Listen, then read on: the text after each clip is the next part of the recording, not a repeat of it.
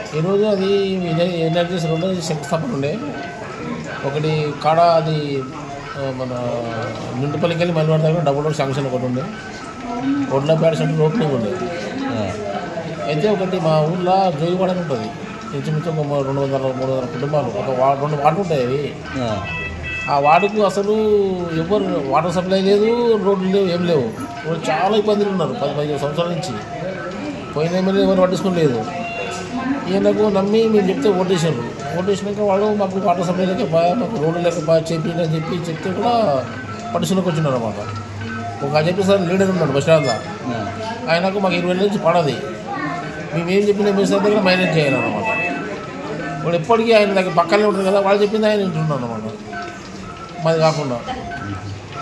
అయితే ఇప్పుడు వచ్చిన వాళ్ళు ఊరి గురించి ఒక 10 రూపాయలు కూడా ఖర్చు పెట్టలేరు. మేము చెప్పినంత ఉంటుంది, మేము బయలుదేరికి ఇంకో చేసినా అంతే ఉంటుంది. ఊరి గురించి మోటార్ స్టార్టర్ కాలిపోతే కానీ, మోటార్ కాలిపోతే కానీ, టాకీ బంద్ అయితే కానీ మేమే చెప్పేసాం సందర్భంలో పార్టీ గురించి.